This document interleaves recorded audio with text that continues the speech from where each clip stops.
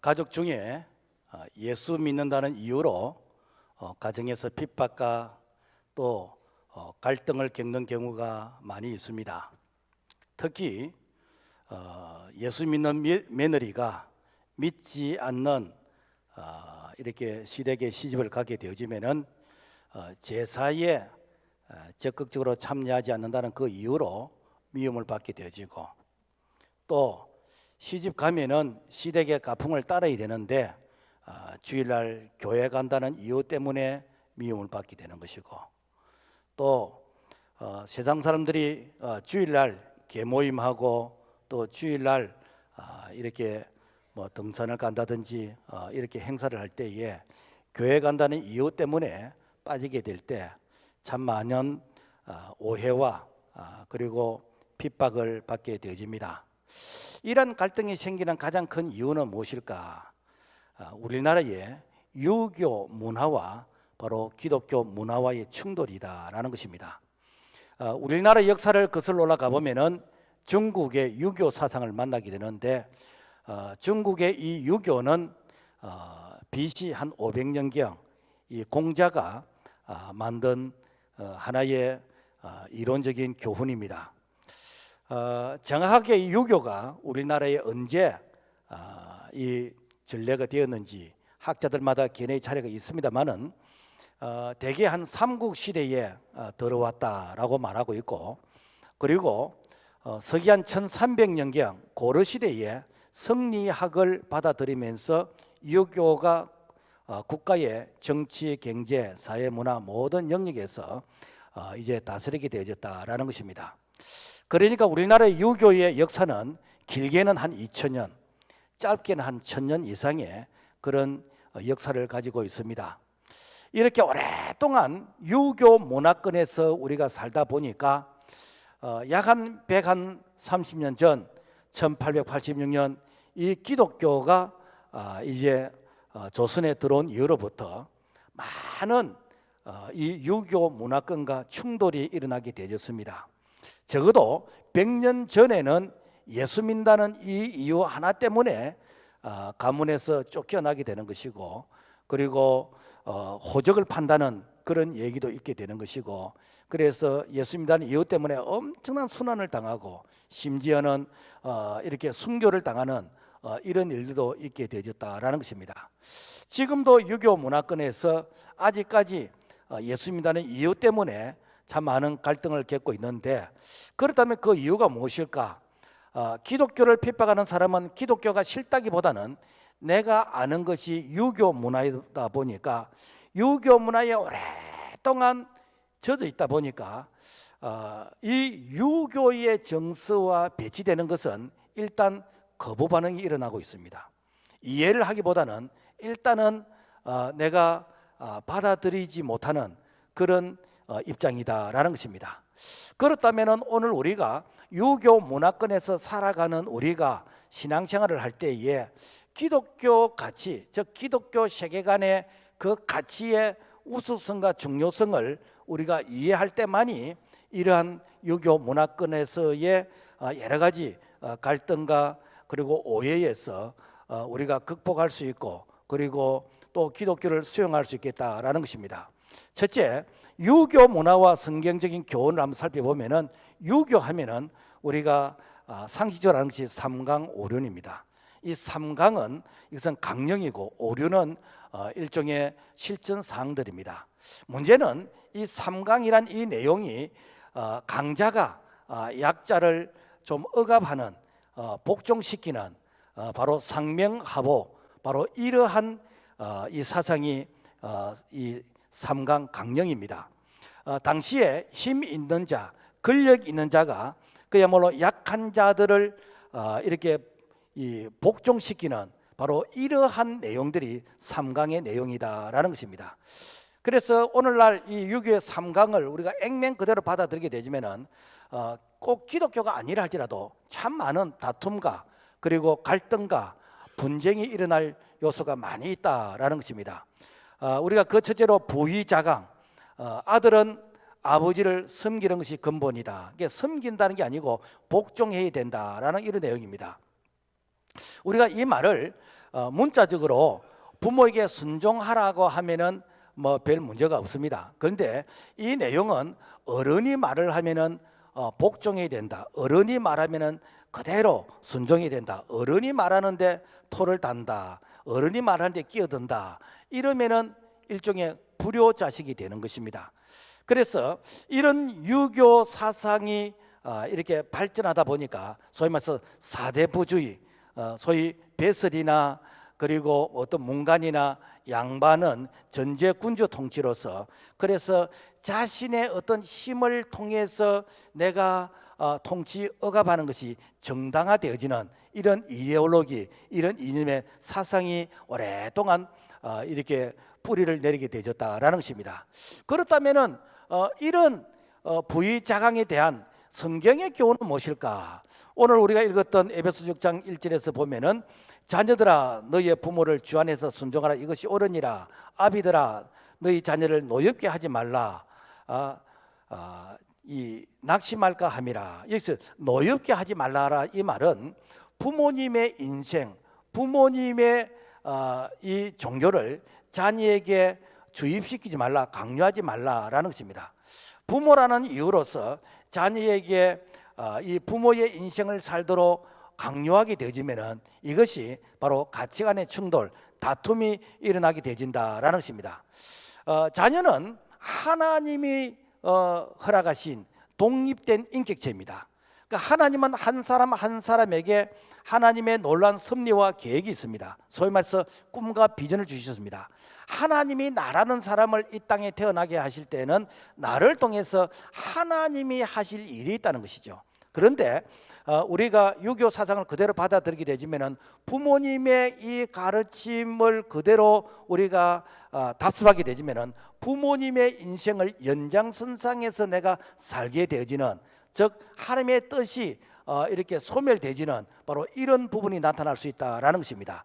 그래서 성경은 우리에게 주 안에서 순종하라. 주 안에서 순종이란 뭔가 하면은 하나님의 이 말씀은 부모에게 순종하도록 많은 부분을 가르치고 있습니다. 그렇지만은 하나님의 이 말씀의 우선순위에서 우리가 믿음을 지키고 우리가 신앙을 지키는 이것이 바로 주 안에서 순종인데, 그래서 주 안에서 순종하는 이것이 바로 기독교의 효의 가르침이다라는 것입니다.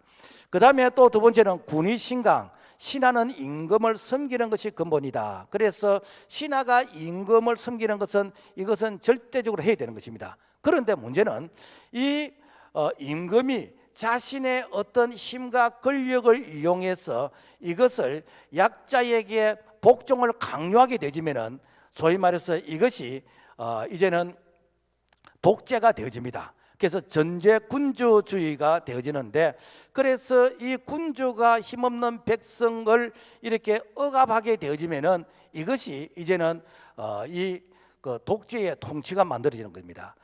그래서 주변의 이 나라들, 이 왕권 군주 정치를 하고 있는 이런 주변 나라들 보면 전부 다 독재입니다. 우리나라도 보면은 이게 조선 500년, 사실 이게 독재의 그 500년이었거든요. 뿐만 아니라 이렇게 이 독재를 강요하는 이런 나라들 보면 전부 다 임금에게, 왕에게, 대통령에게 백성은 복종해야 된다라는 것이 일종의 유교 사상의 그 연장선상에서 이런 부분들이 우리에게 주입되고 있다라는 것입니다. 그렇다면 성경은 이 부분에 대해서 뭐라고 말씀하시는가? 성경은 하나님만이 만왕의 왕이시고 하나님만이 절대자 창조주이시고 생사복을 다스리는 자이시다라는 것입니다. 그래서 출애굽기 20장 3절 보면은 너는 나 외에는 다른 신들을 내게 두지 말라. 하나님 외에 다른 신을 섬길 수도 안 되고 또 하나님 외에 다른 인간이 신이라고 강조를 해서도 아니 된다라는 것입니다. 그래서 신앙의 이 믿음의 이 선조들은 이 하나님 외에 다른 신을 섬기는 이런 부분에는 절대로 타협을 하지 않았습니다.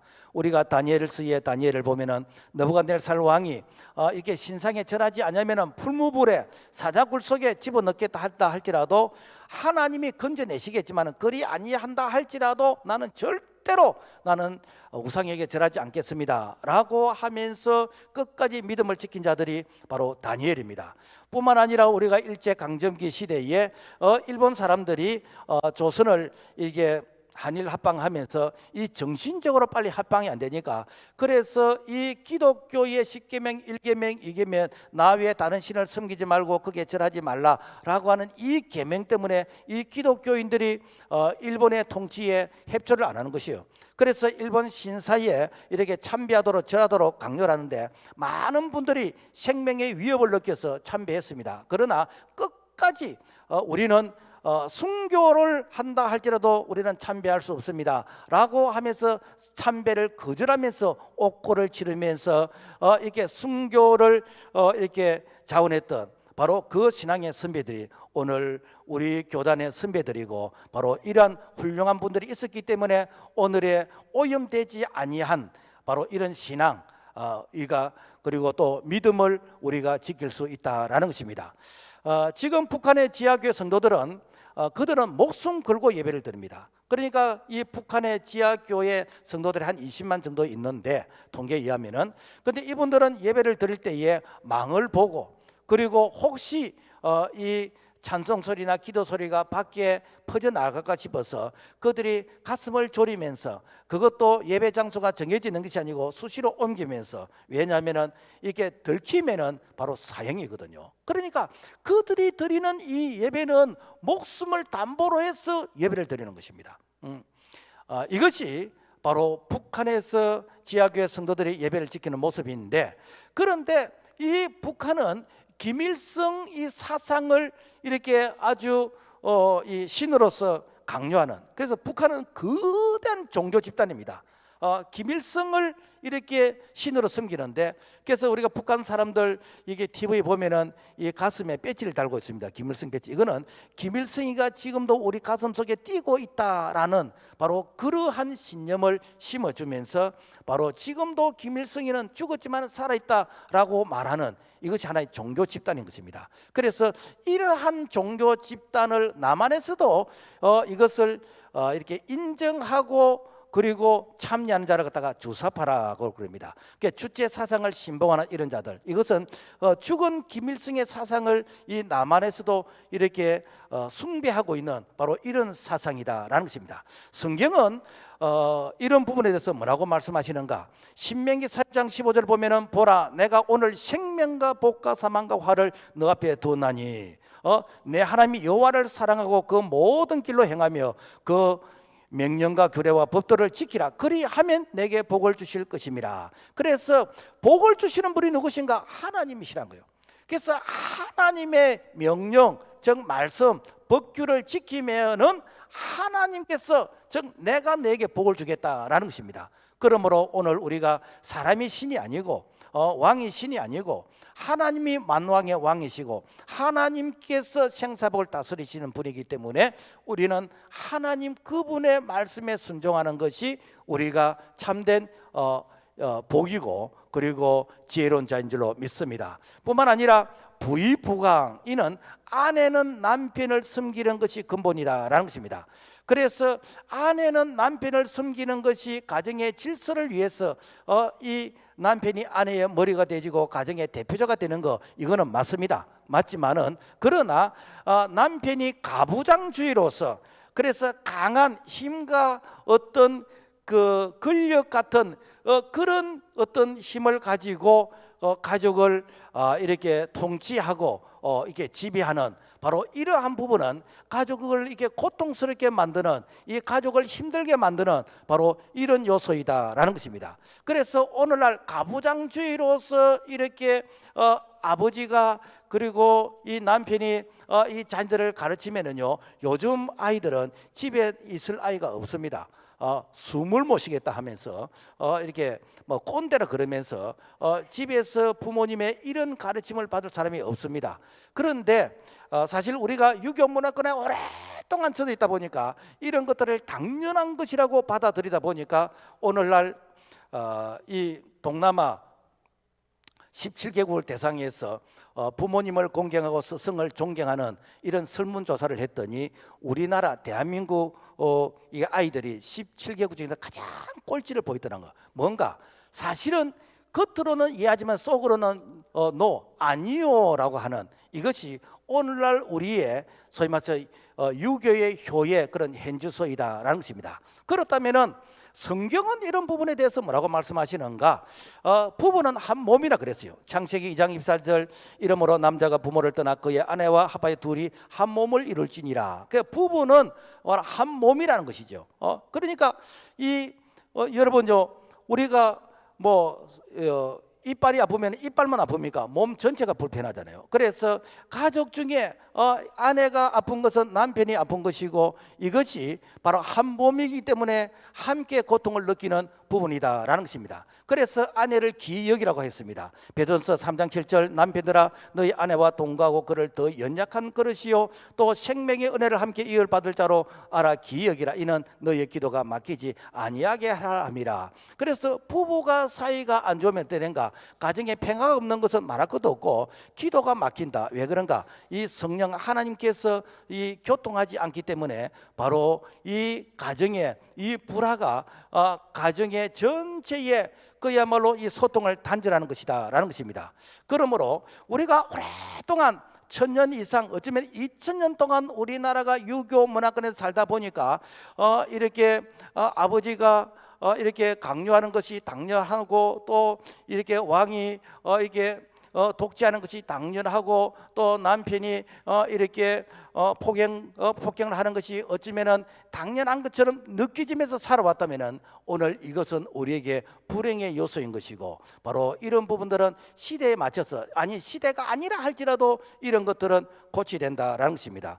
인도에 가면은 카스트 제도가 있습니다. 이 5가지 계급이 있는데 이것은 인도의 어떤 문화라기보다는 인도의 가진 자들, 힘이 있는 자들이 이렇게 자기들의 권력을 유지하기 위한 통치 수단으로서 이 카스트 제도를 강요를 했거든요. 그러니까 내가 천민으로 태어나면 평생 천민으로 사는 것입니다. 그러면서 이렇게 주입을 시킵니다. 너희들이 이렇게 복종해야 다음 세계에서 더 좋은 그런 이렇게 모습으로 태어날 수 있다라고 하면서 그야말로 이 계급 제도를 이것을 정당화시키는 고착화시키는 그런 부분인데 삼강이 바로 그런 이 요소를 가지고 있다라는 것입니다. 자, 그렇다면은 오늘 유교 사상의 효와 성경적 가치관을 우리가 살펴보면은 유교에서는 사람이 짐승과 다른 특징이 있다면 그런 효에 있다. 맞습니다. 자, 그런데 유교의 경전인 이 효경에 보면은 이런 말이 있습니다. 신체의 머리털과 살갗은 부모에게서 받은 것이니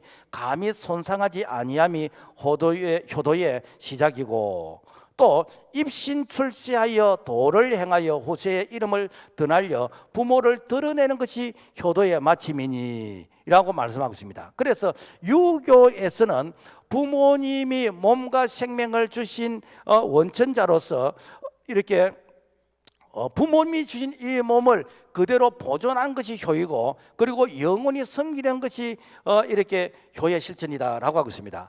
지금은 뭐 그렇게 하지 않습니다만 옛날에는 이 머리를 기르고 상투를 쪼면서 이렇게 했습니다. 왜? 부모님이 물려주신 이 머리를 자르는 건 이거는 불효라는 거예요. 그래서 머리를 길게 이렇게 기르게 했던 이런 부분들. 요즘은 그런 얘기를 하면은 구스기 시대라 하면서 이렇게 통하지 않겠지만은 그러나 우리 문화가 이런 문화를 가지고 있었다라는 것입니다. 뿐만 아니라 영원히 섬게 될 그런 대상으로서 효를 갖추다 보니까 돌아가시고 나서도 이제는 제사로서 섬기게 되는 이런 유교의 유산이 오늘 우리에게 많이 남아있다라는 것입니다. 자, 그렇다면 유교에서의 효가 무엇인가? 유교에서는 부모는 자식을 낳았다는 그 이유로 자식을 부모의 소유물, 즉 부모의 그 분신으로 이렇게 생각하고 있습니다. 그래서 부모님에게 잘해야 된다는 그 효를 아주 이제 절대화시키는데 그래서 자녀는 아무리 잘해도 부모님이 요구하는 그 효의 그 수준에 도달할 수가 없습니다. 그래서 부모님이 천수를 누리다가 세상을 떠났다 할지라도 자식은 부모 앞에서 이 죄인이 됩니다. 그래서 이 상복이 무엇인가? 제수복이에요. 뭐 요즘은 이제 상복이 좀 깔끔하고 이제 그렇게 합니다만은 옛날에 그 삼배로서 두건을 쓰고 하는 이런 부분들이 그게 이 뭐 깔끔한 그런 어떤 패션은 아니거든요. 이거는 무엇인가?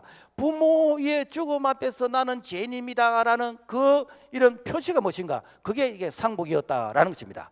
자, 그래서 이 부모님이 돌아가시고 나면은 나는 죄인인데 살아생전에 부모님에게 내가 최선을 다하지 못했기 때문에 돌아가시고 나서라도 나는 부모님에게 효를 내야 된다. 이게 무엇인가? 이게 삼년상이에요. 그래서 옛날에는 이 부모님이 돌아가시면 부모님의 그 묘지 옆에 조그마한 움막집을 짓고 그래서 3년 동안 거기서 기거하는 그런 생활을 하게 되었고, 그래서 이것이 오늘 현대에 맞지 않다라고 해서 그래서 이제는 49제, 그래서 49일 동안 이게 제를 지내는 이런 모습, 그러니까 이것도 이제 조금 이제 심하다라고 해서 그래서 1년에 한 번씩 이제 제사를 지내는 이제 이런 모습인데, 이런 것들이 어디서 난가? 이것이 바로 유교 사상의 효에서 나왔다라는 것입니다. 그렇다면은 정말로 제사가 이렇게 효도라면은 우리가 제사를 아주 정성스럽게 모셔야 됩니다. 그런데 이 제사의 유래를 보면은 이것이 우리나라의 문화가 아니고 유교에서 건너온 것인데, 이 유교는 기원전 한 이 5, 600년 전에 공자 이전의 시대에 이 중국의 이 하나라와 상나라 때에 그때의 제사를 지냈다는 그런 기록이 남아 있습니다. 그때의 제사는 지금처럼 조상을 잘 섬기면 복을 받는다는 그런 사상이 아니고 아주 훌륭한 황제에게 이 황제의 업적을 기리기 위해서 후손들에게 이 황제의 그 업적을 이렇게 교훈하기 위해서, 그래서 이 제사의 어떤 그런 문화를 가졌어요. 지금 말하면 기념식과 같은 거.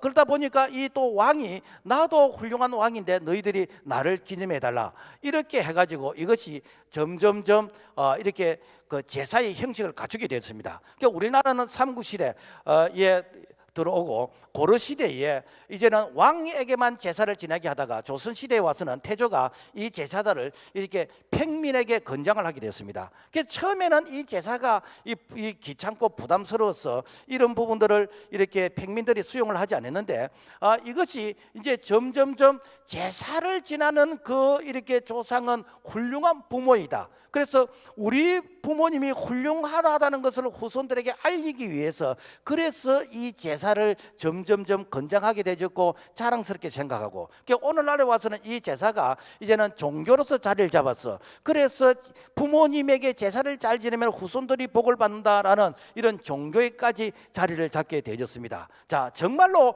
이 제사가 효도일까?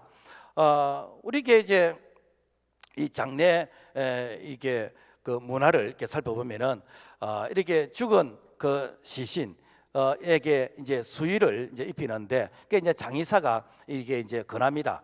그 마지막 부모님이 돌아가시는 마지막 효의 기회인데, 그래서 수의를 어떤 걸 하시겠습니까?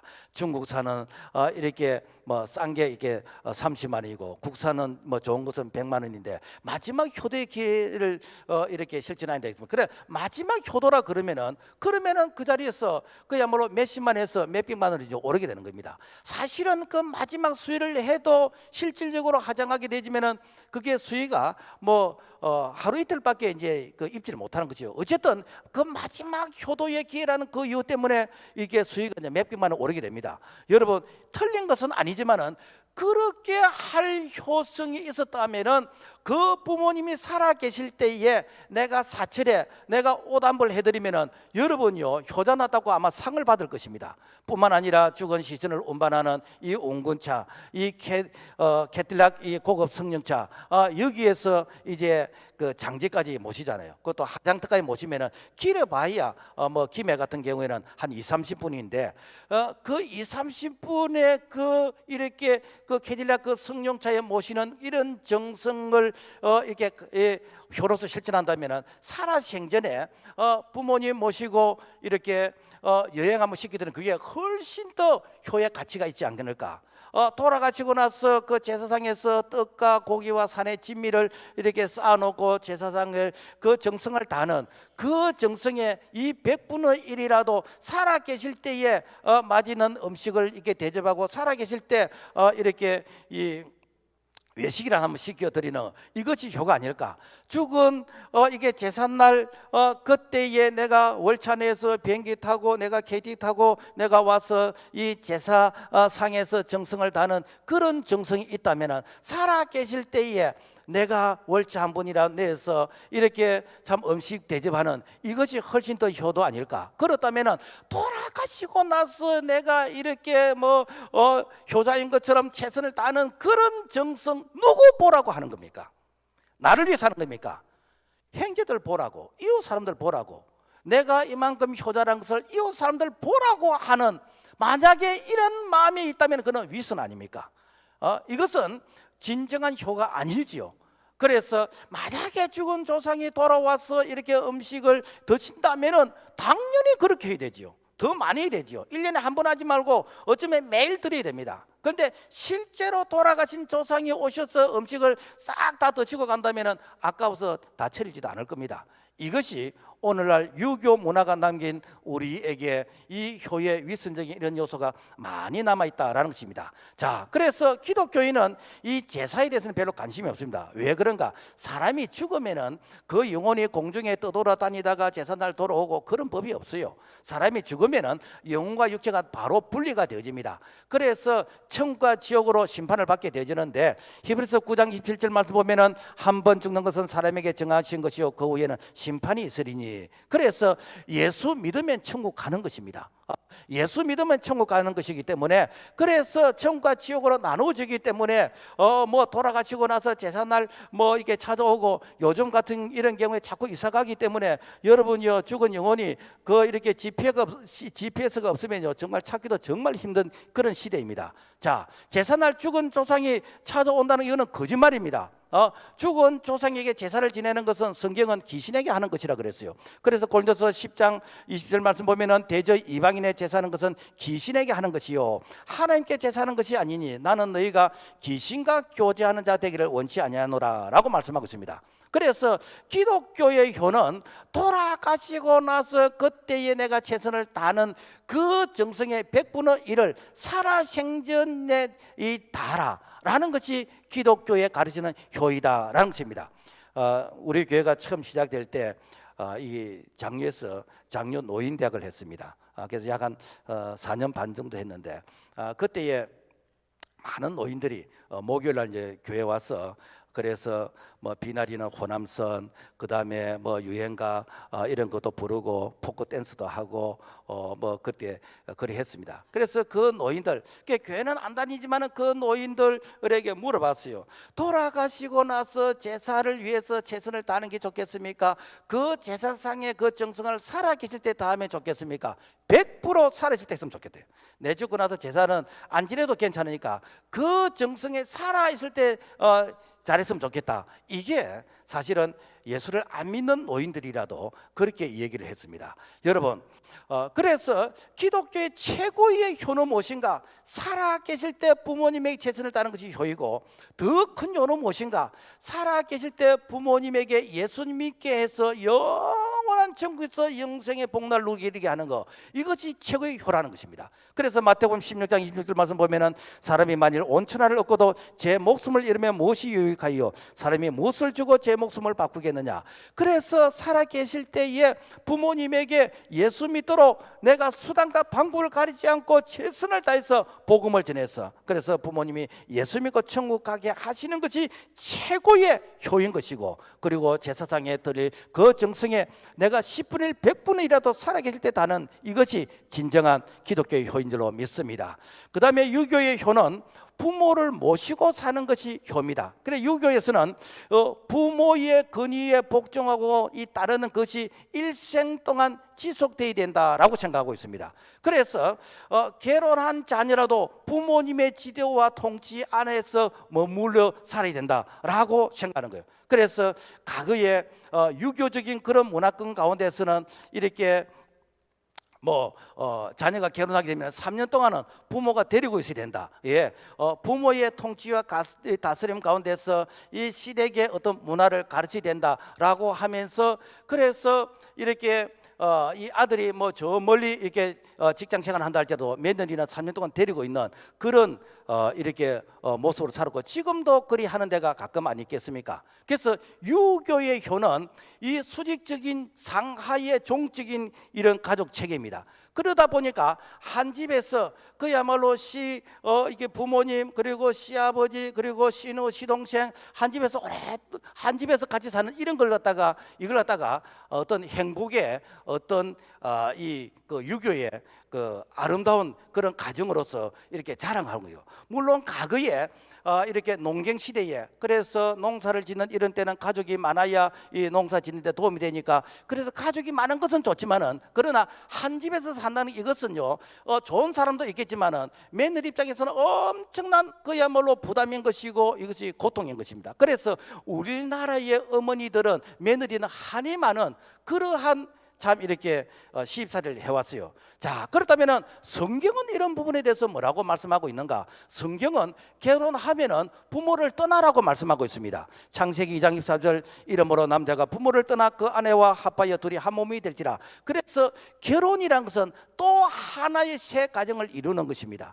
그래서 이 성경적인 가족 구조는 상하의 개념이 아니라 수평적인 그런 가족의 이 구조인 것입니다. 그래서 결혼하면은 하나님께서 그 새로운 가정을 하나님께서 이렇게 허락하시고, 그 새 가정은 부모님의 통제를 받는 것이 아니라 이 새 가정의 부부가 마음을 합해서 그래서 이렇게 가정을 꾸려가는 것이고, 그래서 아직까지 경험이 부족하고 여러 가지 부족한 부분들은 부모님 조언을 구하면서 참전을 할지언정, 부모님의 인생을 자녀가 그대로 답습하는 이것은 바로 하나님께서 새 가정을 허락하신 그 고유의 그 가치, 이 영역이 없어지는 것입니다. 그래서 이 자녀가 부모님과 같이 살게 되면은 부모님의 인생, 부모님의 종교, 부모님의 그 가치관을 그대로 이식을 받다 보면은 이것은 그야말로 내 맛도 아니고 네 맛도 아니고 이렇게 희석되어져서 하나님이 새 가정을 통해서 하시고자 그 뜻이 없어지게 되어지는 것입니다. 그래서 성경은 어떻게 하는가? 성경은 일단 결혼하면은 부모를 떠나라 라는 것입니다. 왜? 내가 너희를 통해서 세를 행하고 싶다라는 것입니다. 그래서 부족한 부분들은 부모님께 조언도 구하고 하나님께 기도하면서, 그래서 실수를 하면서 하나님을 의지하게 되지는 바로 이러한 믿음의 가정으로 살아가게 하는 것이, 이것이 하나님께서 새 가정을 이루시는 그런 원리이다라는 것입니다.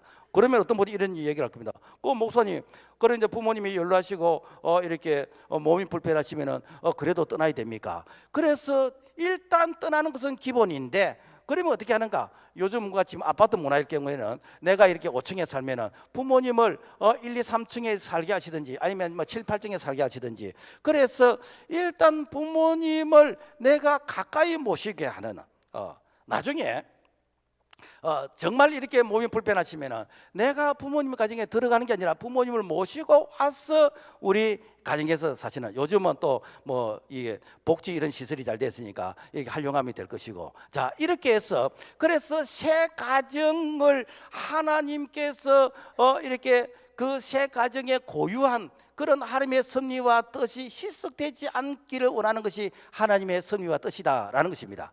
그리고 이 유교의 이 효는 입신양명이다. 입신양명은 뭔가 하면은, 이것은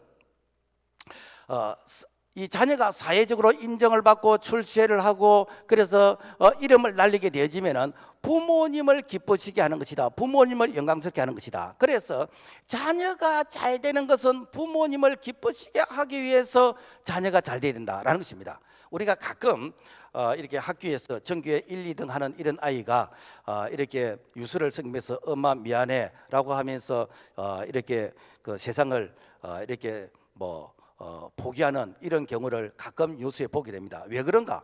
내가 공부하는 목적은 부모님을 기쁘시게 하기 위해서 하는 것인데 더 이상 부모님을 기쁘시게 할 수 있는 그런 자신이 없다는 겁니다. 그래서 부모님 미안합니다. 나는 더 이상 부모님을 기쁘시게 할 수 있는 그러한 이런 이 자격 그리고 그런 입장이 아니기 때문에 죄송하다라는 것입니다. 여러분, 이게 유교에서 이 가르치는 효는 무엇인가? 내가 열심히 공부하고 내가 열심히 일하고 내가 열심히 살아서 출세하는 것은 부모님을 기쁘시게 하는 것인데, 내가 열심히 살아도 그렇게 하지 못한다면은 이거는 부모님께 불효하는 길이라고 생각해요. 그러니까 늘 죄책감을 느끼게 되지고 그러다 보니까 어떻게 되는가? 그야말로 이렇게 늘 자격지심, 이렇게 뭐 나는 해도 안 된다라는 그런 자괴감을 이제 느끼게 이제 되어지는 것이죠. 성경은 이런 부분에 대해서 뭐라고 말씀하시는가? 고린도서 10장 31절, 그런즉 너희가 먹든지 마시든지 무엇을 하든지다 하나님의 영광을 위해 살아. 그래서 네가 태어난 것은 부모님을 기쁘시게 하는 것이 아니라 하나님을 기쁘시게 하는 것이다.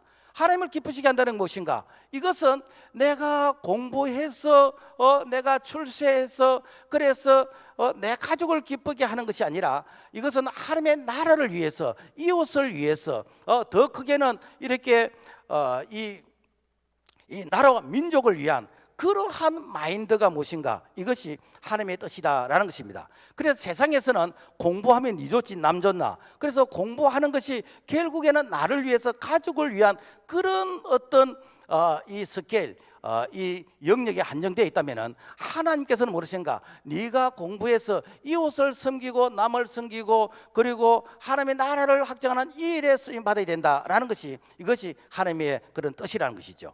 그래서 로마서 12장 2절의 말씀 보면은, 너희는 이 세대를 본받지 말고 오직 마음을 새롭게 함으로 변화를 받아 하나님의 선하시고 기뻐하시고 온전한 뜻이 무엇인지 분별하도록 하라. 무엇인가? 하나님의 뜻은 살리는 것인데, 하나님은 이웃을 살리고 민족을 살리고 그리고 이렇게 하나님의 나라를 확장해가는, 이것이 하나님의 뜻이란 것이죠. 그래서 이 마인드, 생각의 차이가 어느 정도의 나중에 큰 결과를 만들어내는가?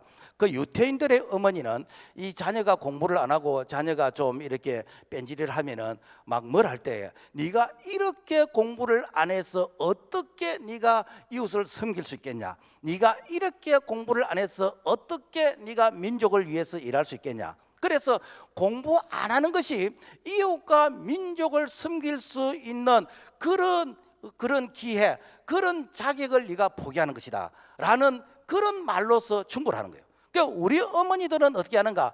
네가 공부 안 하면, 공부하면 네 좋지 남 좋나? 공부해서 네가 좋다는 것입니다. 그러니까 내가 좋아서 공부하는데, 그런데 나는 더 이상 나를 위해서 이렇게 뭐 열심히 해야 될 그런 필요성을 안 느끼면은 더 이상 해야 될 그런 어떤 사명감, 더 이상 열심히 하고자 하는 그런 의욕을 내가 포기하게 되는 것이죠. 이러다 보니까 이 유태인들은 전 세계에 흩어져 있는 이런 이게 인구가 한 1,500, 1,600만 정도, 자국의 인구가 한 500만 정도, 뭐 땅덩어리는 우리나라 한 강원도 정도, 이런 작은 나라인데, 그럼에도 불구하고 전 세계의 최고의 상이라고 할 수 있는 노벨상의 약 한 30%를 유태인들이 다 휩쓸고 있고, 미국의 아이비리그 대학의 약 한 50%를 유태인들이 교수로서 다 이게 접근하고 있고, 그리고 전 세계 경제권의 약 한 50%를 유태인들이 가지고 있는 그 이유가 무엇인가? 그들은 공부하고 출세하는 목적이 나를 위한 것이 아니란 거요. 민족을 위해서, 세계를 위한 것이란 거죠. 그러니까 그 세계를 위한 그 스케일이 그들을 이렇게 꿈을 크게 만드는 것이고, 그리고 하나님이 그런 꿈을 축복하시더라라는 것입니다. 그러므로 말미암아 우리가 유교적인 문화, 그야말로 부모님을 기쁘시게 하는 것은 좋은 일이지만 그 테두리, 그 바운더리에 이렇게 묶여 있으면 우리가 우물 안에 개구리 같은 그런 사고가 되기 때문에, 오늘 우리는 성경적 사고로서 정말 하나님의 이 뜻은 살리는 것이고 민족을 살리는 것이고 하나님 나라를 확장해가는 이런 일에 우리가 꿈과 비전을 가지면서 우리가 이렇게 열심히 하는 그런 우리의 이 믿음이 되기를 주의 이름으로 부탁을 드립니다. 자, 그렇다면은 성경적인 이 효의 가치를 살펴보는데, 이 성경은 순종하라고 가르칩니다. 그래서 에베소 6장 1절 보면은, 자녀들아 너희 부모를 주 안에서 순종하라, 이것이 옳으니라. 이 순종이란 이 말의 헬라어 뜻은 뭔가 하면은 경청하다, 듣는다, 그런 뜻입니다. 그러니까 부모님의 말씀을 경청해서 듣는다라는 것입니다. 그러니까 가령 부모님이 애야 내가 봄에 옷이 좀 이렇게 마땅치 않구나 그러면은 예 하면서 그래서 예쁜 옷을 사드리는 이게 무엇인가? 경청하는 것이고 이게 순종하는 것입니다. 반대로 복종은 무조건 내가 하기 싫은데 내가 따르는 이런 부분들이 이제 복종에 해당되는 것입니다. 그래서 군대의 명령은 다 복종입니다. 싫든 좋든 무조건 해야 되는 이런 부분인데, 그런데 성경은 주 안에서 순종하라 그럽니다. 그러니까 주 안에서 순종이라는 건 무엇인가? 이것은 내가 하나님의 말씀 안에서 내가 기꺼이 순종하는데, 하나님의 말씀의 법도에 잘못된 것은 내가 우선순위에서 하나님의 말씀을 먼저 순종하고 그 다음에 내가 부모님 말씀에 순종한다라는 이 우선순위가 있다라는 것입니다. 그래서 우리가 이제 가끔 이제 갈등을 겪을 때가 있습니다. 특히 이제 예수를 안 믿는 이제 이런 이제 부모님 같은 경우에는 이게 주일날 교회 가는 것이 사실은 좀 마땅치 않아요. 그러면 주일날 일부러 교회 못 가도록 뭐 이렇게 심부름을 시킨다든지 무슨 다른 일을 시킨다든지 이렇게 해가지고 사실은 교회 가는 것을 못하게끔 아주 조금 지능적으로 이제 막는 이런 경우가 들어 있습니다. 제가 이렇게 주일학교 다닐 때에 그때의 선생님이 이런 얘기를 해주셨어요.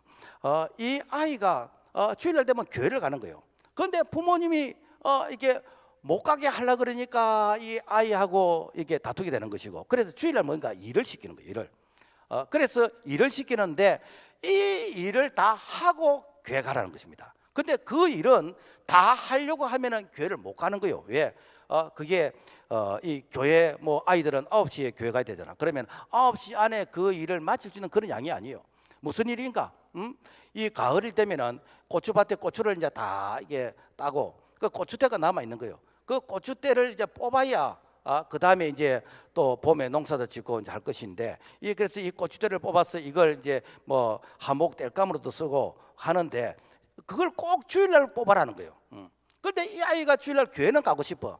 그런데 이 고추대를 주일날 뽑고 교회 가려면은 늦어서 못 가. 그래 어떠는가? 밤에 달밤에 이 고추대를 뽑는 거예요. 뭐 요즘처럼 이렇게 뭐 장갑이 있고 뭐 그러면 얼마나 좋겠습니까? 사실 어른도요 고추대 뽑는 거 쉽게 안 뽑아집니다. 아이가 장갑이 없는데 그 고추대를 뽑는 것이요.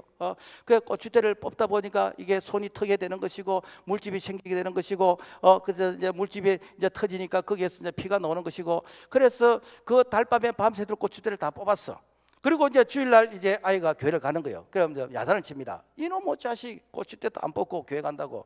고추대 다 뽑았거든요. 다 뽑았습니다. 그래서 아버지가 밭에 가보니까 고추대를 다 뽑았는데 그 고추대 그 대 사이에 전부 피가 묻어 있는 거예요. 도대체 이 아이가 교회가 어떤 곳인데 그렇게 교회를 가고 싶어서 밤새도록 달밤에서 고추대를 다 뽑고 이렇게 교회를 가느냐. 그 교회 나도 한번 가봤으면 좋겠다. 이렇게 해가지고 사실은 이제 아버지가 교회를 오게 되는데, 이것이 무엇인가? 주 안에서 순종이다라는 것입니다. 그래서 우리가 이렇게 순종을 하는데 내가 교회 가기 위해서 해야 되는 거 안 하고 이러면요 교회를 가도 요거도 묻습니다. 우리는 교회를 가기 위해서 다른 거 그 10가지 이상을 내가 잘하려고 애를 쓰는, 그래서 하나를 내가 성취하기 위해서 다른 9가지는 내가 기꺼이 내가 헌신하는 이런 마음을 가질 때에 우리가 주 안에서 순종을 우리가 온전하게 할 수 있겠다라는 것입니다. 그 다음에는 공경하라 그랬어요. 이 공경하다 이 뜻은 무엇인가 하면은 이것은 히브리어로 카페드라는 이런 말인데, 이 말은 뭔가 하면은 상대방이 말을 하기 전에, 즉 부모님이 요구하기 전에 미리 알아서 해드리는 거, 이게 공경이요. 가령 순종이 애야 내가 이렇게 봄에 쑥떡이 먹고 싶다 그러면은 이렇게 쑥을 캐서 쑥떡을 해드리는 이게 순종이에요. 그런데 공경은 무엇인가? 우리 어머님은 늘 이렇게 봄만 되면은 쑥떡을 찾으시오. 쑥떡을 좋아하시오. 그래서 봄만 되면은 말씀하시기 전에 미리 내가 쑥을 캐서 새 쑥을 가지고 쑥을 해서 드리는 이게 공경이요. 그러니까 순종보다도 훨씬 차원이 높은 게 뭔가? 이게 공경이에요. 공경. 그러니까 기독교의 효는 이 순종을 초월해서 이 공경하는 이것이 기독교의 효이다라는 것입니다. 뭐 조금 이게 썰렁한 얘기입니다만은 제가 이렇게 상담학교 강의를 하면서 이런 얘기를 합니다. 옛날에 세 아들과 그리고 혼자 있는 호보레비가 한 집에 사는 거예요. 그 아버지가 늘 해만 지면은 아들아 나는 해만 지면에 왜 으시시하게 이게 추운지 모르겠다. 늘 이렇게 좀 타령을 하는 거예요. 그랬더니 이 큰아들이 회사가 또 오더니 이게 전기 담요를 탁 사오는 거예요. 근데 아버지가 고맙다 소리도 안 하고 별로 이렇게 좋아하시지 안 하는 거예요. 그게 또 조금 한 며칠 지나면서 애야 나는 해만 지면에 왜 이렇게 등이 가른지 모르겠다. 그랬더니 둘째 아들이 또 회사가 또 오더니 효자손을 탁 사고 오는 거예요. 그래도 고맙다 소리를 별로 안 하는 거예요. 그런데 또 조금 이제 세월이 지나고 나서 이 큰아들이 아버지 저 사귀는 여자가 있는데 제가 결혼을 해야 되겠습니다. 결혼을 허락해 주십시오 라고 했더니 아버지 하시는 말씀이 야이놈아 전기 담요하고 효자손 있으면 되지 장가를 왜 가? 여러분요 이게 무엇인가? 우리가 부모님을 공경한다고 할 때 공경은 평소에 부모님 마음을 헤아려서 부모님이 말씀하시기 전에 미리 알아서 해드리는 거. 요즘의 효는 이 건강한 부모님 이렇게 이 어떤 세장가 가게 해드리는 거. 이게 효입니다. 사실은 보면은요. 이 자녀가 이 부모님들 뭐 이렇게 다 수발한 게 쉽지 않거든요. 그래서 이 세상과 가게 해드리는 거 이게 또 요즘 신시대의 효다. 이게 공경하는 것이다라는 것입니다. 어쨌든 기독교는 순종의 차원을 넘어서 공경하는 거예요. 공경. 그러니까 기독교인들이 왜 이렇게 교회 다닌다는 이유 때문에 욕을 얻어먹는가? 제사 안 지낸다고. 정말 이 진정한 효는 그 돌아가시고 나서 자라는 그 정성을 살아계실 때에 최선을 다하는 이것이 진정한 효인 것이거든요. 그래서 이 기독교는 이 공경을 가르치는 그런 효인데 실질적으로 우리가 얼마나 공경을 하고 있는지 아니면 얼마나 위선자인지 보통 이제 부모님들이 이제 맹길 때가 되면은 애야 차 밀리는데 뭐 오지 말라 뭐 그런 얘기를 합니다. 그래서 요즘은 또 뭐 톡으로 하면서 이렇게 또 영상도 보이고 하니까 그 오지 말라고 하니까 진짜 안 갑니다. 사실은 오지 말라는 것은 오라는 말을 반대로 하는 것이거든요. 반대로 하신 거예요. 뭐 이게 자녀들이 부모님께 용돈 되면 애야 나는 돈이 필요 없다. 너희들 잘 사는 것이 내 행복이다. 그러면 진짜 용돈을 안 들어. 요즘 시대에 진짜 효도는 무엇인가? 계좌이체하는 것이요. 요즘 시대 진짜 효는 내가 부모님 찾아뵈면서 용돈 드리면 부담스러우니까 이렇게 월급 받을 때 자동으로 계좌이체하는 것이요. 그래서 10분의 1은 하나님 아버지께 드리는 것이고 또 10분의 1은 육신의 부모님께 효도하는 것이요. 자녀들 결혼할 때에 반드시 다짐을 받아야 됩니다. 너희들 하나님 아버지께 11조 해야 된다. 그리고 또 11조는 부모님께 하는데 그래서 사위는 처갓집 쪽에 부모님께 이렇게 용돈을 드리고 그리고 며느리는 시댁에 부모님께 용돈을 드리고 그것도 봉투를 하지 말고 자동으로 이체해서 빠져나가도록 해야 된다. 이거 다짐 받고 결혼을 승낙해야 됩니다. 그래서 제가 이제 주례하면 꼭 물어볼 거예요. 그리고 자녀 계획을 세웠느냐? 3명은 낳아야 된다라고 또 얘기할 것이고. 여러분요, 오늘날 우리가 이렇게 부모님을 공경한다고 하면서 사실은 부모님의 그 마음을 깊게 읽지를 못하고 그야말로 밖으로 드러나는 그 말만 가지고 우리가 이렇게 효의 흉내를 내는데 이것은 이렇게 깊이 있는 효가 아니다라는 것입니다. 그 목사님은 그렇게 합니까? 저는 벌써 20년 전부터 그렇게 하고 있습니다. 그래서 계좌이체로 하세요. 그래서 이렇게 내년 이맘때 제가 한번 물어볼 겁니다. 하고 있는지. 그래서 이게 사실 부모님들은 이 돈을 안 쓰시요. 안 써도 이 돈을 가지고 어떻게 하는가? 이 손주들이고 자녀들에게 꼭 필요할 때에 이렇게 꼬부쳐 놨다가 오늘 우리가 영상 봤잖아요. 그 사실은 나 혼자를 위해서 이게 희생하는 게 아니거든. 자녀를 위해서. 그 자녀들에게 다 그게 전달되어진다라는 것입니다. 부모님의 이 수고와 이 희생은 이 물고기 가운데 가시고기 같아. 가시고기. 이 가시고기는 어떤 고기인가? 이 가시고기는 이게 알을 낳아가지고 이 알이 이렇게 천적에게 먹히지 않도록 그래서 이 가시고기가 알 주위를 이렇게 팽 돌면서 지키는 것입니다. 지키고, 그리고 새끼 치어가 되면은 이 치어가 이 또 이렇게 먹이 사슬 천적에게 먹힐까 싶어서 이 부모가 그야말로 부모 이 가시고기가 멀리 가지를 않고 그 주변에서 날 이렇게 뺑뺑 돕니다. 그러니까 되는가? 이 어미 가시고기는 이 영양 실조에 걸리게 되는 것이고, 나중에는 지금 말하면 번아웃 탈진되어서 이게 죽게 됩니다. 그러면은 이 가시고기 새끼는 그 어미 고기의 그 살점을 뜯어 먹으면서 자라게 되는 것입니다. 이게 바로 부모님의 은혜인 것이고, 부모님의 희생인 것이고, 부모님의 사랑이다라는 것입니다. 그래서 오늘날 자녀들은 어쩌면은 그 부모님의 살점을 뜯어먹는 것처럼 부모님의 희생을 먹으면서 자라가는 이것이 오늘날 자녀 세대의 모습이다라는 것입니다. 그래서 우리가 어머니의 은혜 이 노래를 한번 부르면서 우리가 가시고기 이 어머니의 은혜와 사랑을 다시 한번 새겼으면 좋겠습니다.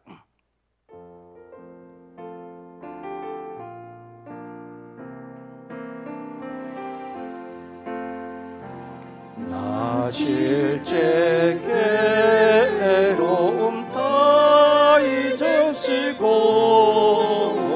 이러실 때 밤낮으로 애쓰는 마음, 진 자리 마른 자리 가라니시며 손발이 다 닳도록 고생하시네. 하늘 아래 그것이 넓다 하리요. 어머니의 인생은 답이 없어라. 성경은 이렇게 부모님에게 순종하고 공경하면은 복을 주신다라고 말씀하고 있습니다. 에베소 6장 3절 이는 네가 잘되고 땅에서 장수하리라. 그러니까 잘된다 이 말은 뭔가 하면 형통하다라는 것입니다. 우리가 성경에서 가장 형통했던 자가 있습니다. 누군가? 이삭이요. 이삭. 아브라함의 아들 이삭입니다. 왜 이삭일까? 하나님께서 아브라함에게 아브라함아 네 사랑하는 아들 독자 이삭을 모리아산의 번제로 드리라 라고 했습니다. 이때의 이 이삭은 나이가 꼬맹이가 아닙니다. 계산해 보니까 37살 정도 되지요. 그래서 37살 정도 되어지면 머리가 컸기 때문에 얼마든지 도망갈 수 있고 그리고 번제의 그 제단에 이렇게 결박할 때 내가 뿌리치고 반항할 수 있습니다. 그럼에도 불구하고 그 아버지의 말씀이기 때문에 순종하는 것입니다. 또 아버지는 하나님의 말씀이기 때문에 또 이렇게 순종하는 것입니다. 그랬더니 하나님께서 이삭을 죽인 게 아니고 하나님께서 아브라함의 그 믿음을 보시고 아브라함아 수도 눈을 들어보니까 수장을 준비해놨어. 여호와를 준비해놨어. 그 이후로 이삭은 그야말로 형통한 그야말로 시온의 대로처럼 형통한 그런 삶을 살게 됐습니다. 그래서 성경의 인물들 다 보면은 다처제로서 사는데 이 이삭만큼은 일부 일주절에서 이 가정이 다른 족장에 비해서는 참 이렇게 평안한 그런 모습을 살게 되었다. 이게 무엇인가? 바로 순종을 통해서 하며 주시는 위로의 축복이었다라는 것입니다. 그 다음에 장수하리라. 장수. 예수님의 제자 중에서 제일 오랫동안 이렇게 장수한 자가 누군가? 사도 요한입니다. 왜 사도 요한인가? 요한복음 19장 27절 말씀 보면 보라 너 어머니라 하신데 그때부터 그 제자가 자기 집에 모시니라. 뭔가 하면은 예수님께서 십자가에 달리실 때에 십자가 밑에 오신 분이 누구신가? 예수의 어머니 마리아입니다. 그런데 그 마리아를 사도 요한에게 요한아 이제부터 네 어머니가 네가 모시라 라는 것입니다. 그러면은 그 마리아를 모시기 위해서는 사도 요한이 일찍 죽으면 안 되잖아요. 그래서 사도 요한은요 끝까지 살아남습니다. 심지어는 밤모섬에 유배가 되어도 전설에 의하면은 가마솥 때 이렇게 던짐을 받았다 그러는데 그 가운데서도 살아남게 되는 왜 그런가? 끝까지 어머니를 모셔야 되기 때문에. 이게 무엇인가? 하나님께서 장수하는 그런 복을 주신다라는 것입니다. 말씀을 정리하겠습니다. 부모님을 잘 모시면 복을 받는다는 것은 성경에 많이 기록되어 있습니다. 특히 족장 시대에 아브라함은 이삭을 축복하고 이삭은 야곱을 축복하고 야곱은 12아들을 축복했고, 그래서 이 부모의 그 기도가 자녀들을 형통하게 되는 것입니다. 그래서 육신의 이 부모를 통해서 자녀들이 형통하게 되는 것이고, 그리고 영적인 아비의 부모를 통해서 성도들이 복을 받게 되는 것이고, 이것이 하나님께서 이렇게 허락하신 제정하신 축복의 원리이다라는 것입니다. 우리는 그동안에 그 자녀들을 잘 키우면 자녀들이 부모를 효도할 것이다 라고 하면서 자녀의 어떤 미래를 거는 이런 모습으로 살았습니다. 그런데 성경에는 그런 말이 한마디도 없습니다. 성경은 부모를 공경하면 네가 잘되고 장수한다 라고 했습니다. 그러므로 말미암아 오늘 우리가 이 어버이 주일을 맞이해서 이 부모님 공경을 통해서 내가 이렇게 잘되고 장수하는 뿐만 아니라 또 나의 후손들이 또 그렇게 공경하는 이런 믿음의 삶을 살아갈 수 있기를 주님의 이름으로 축복합니다. 하나님 아버지 감사합니다. 우리가 절기를 따라서 이렇게 어버이 주일을 지키지만은 365일 일평생이 어버이 주일이 될 수 있도록 은총을 베풀어 주옵소서. 예수님 이름으로 기도합니다. 아멘.